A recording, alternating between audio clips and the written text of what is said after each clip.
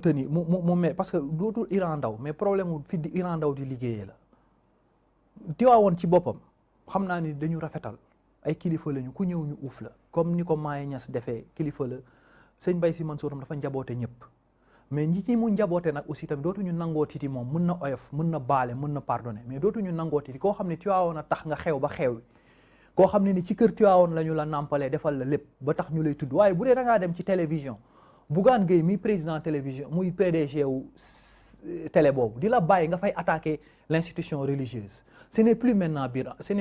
Iran parce que Iran wane na boppam bàyyi nañ kook martaba bàyyi nañ ko kër gi waaye li ñu dul nangu mooy médium bi mu am parce que Iran ñemewul taxaw ci pénc mi wala mu baas ko wala mu def ko ci mbedd bi di ko wax boobaa dina xam ne dinañ jàmmaarloog moom mais télé boobu mu toog di ko def normalement Bougane Gueye Dany ak ñii rédacteur en chef yi ni communication sensible institution bu toll ni xalif général des Tidianes am kuy toog foofu nekk oustaz di ko attaqué donc cela veut dire que ils sont en complicité ak ñoom su dee ñu ngi bàyyi Iran Ndao muy continuer di def dans les normes di attaquer confrérie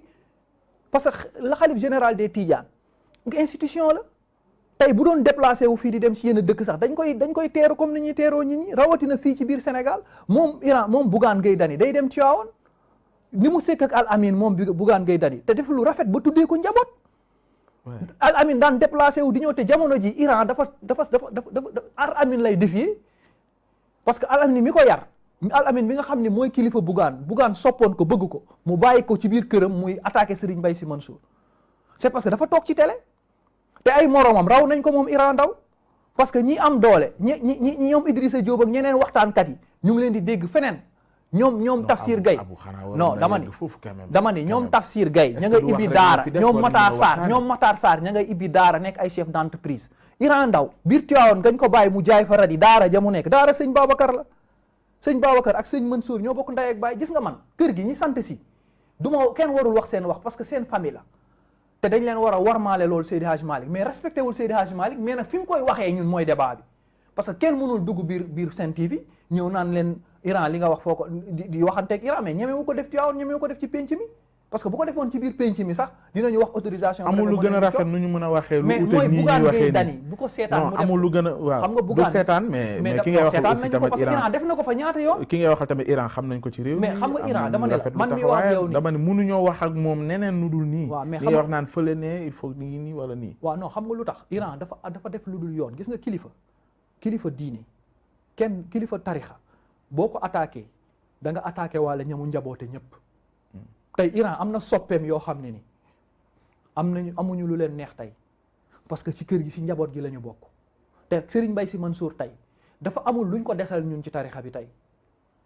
mooy dafa yore ndono Seydi Hadj Malick yëkkati juma Seydi Hadj Malick Tivaouane nekk dëkk boo xam ne ni dëkk moderne la boo xam ne ni dafa aaju ci institution buy jël yenn décisions yi dafay jaar ba pare di consulter ñëpp yow